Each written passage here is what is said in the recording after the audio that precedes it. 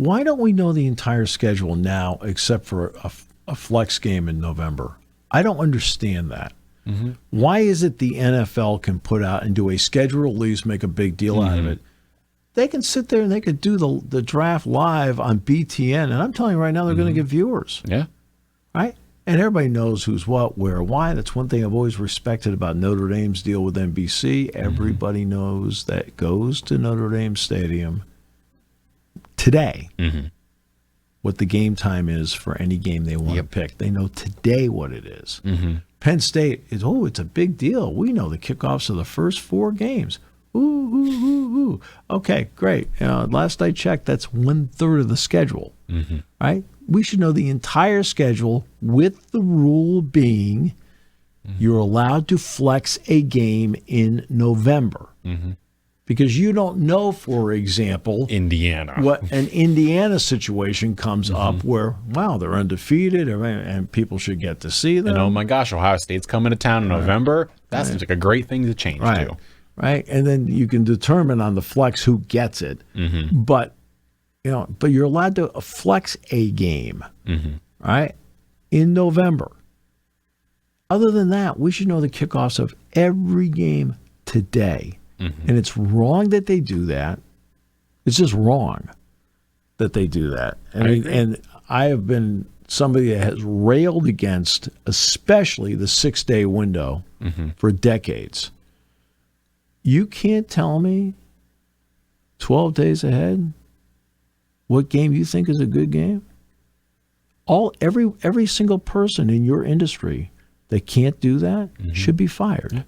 Okay? You're not good at your job. You're terrible at your job. You have no idea. We have to wait until Sunday. You have to wait till Sunday. I can look at the schedule now and tell you what the good games are.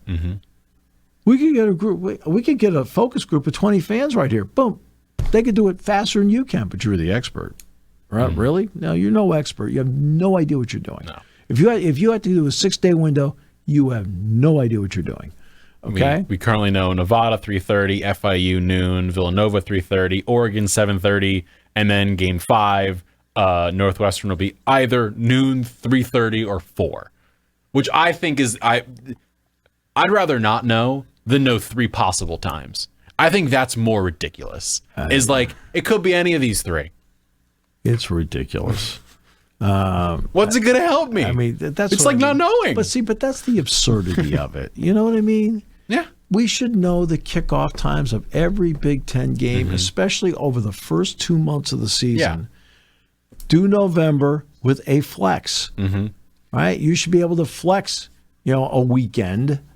Right? Where, okay, this is what we're going to do. I mean, you're not going to, the last game of the season, you're not going to flex. It's going to be Ohio State, Michigan at noon. Right?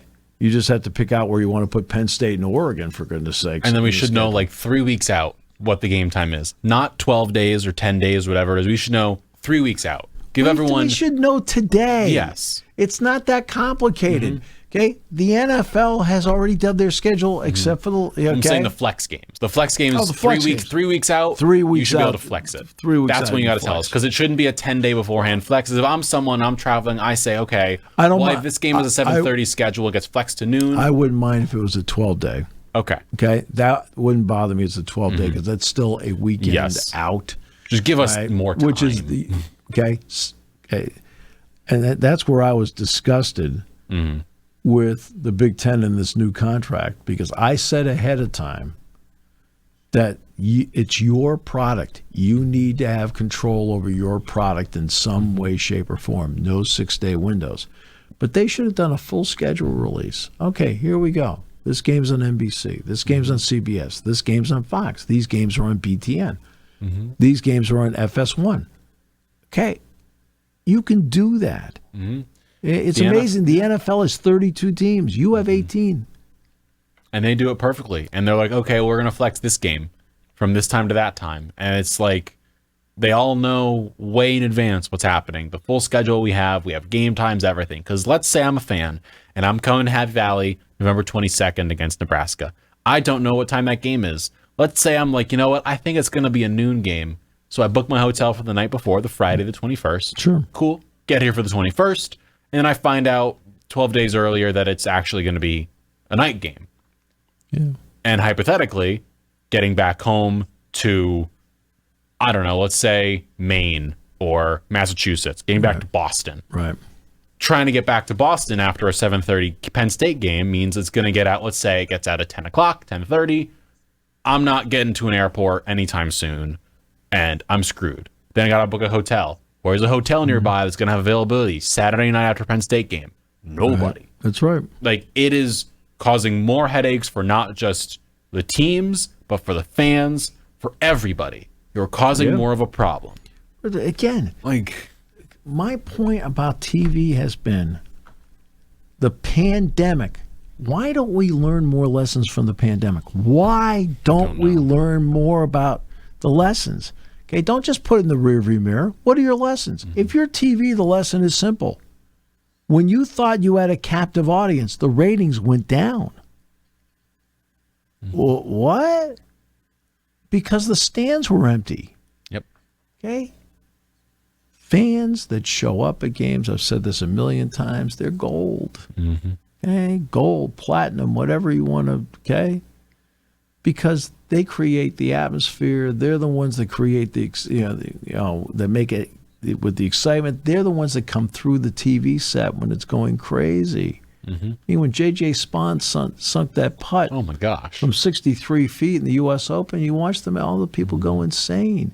Even when they during the rain delay, they showed the 2008 U.S. Open third round. Tiger's dropping putts and people are going nuts. It's coming through the TV set.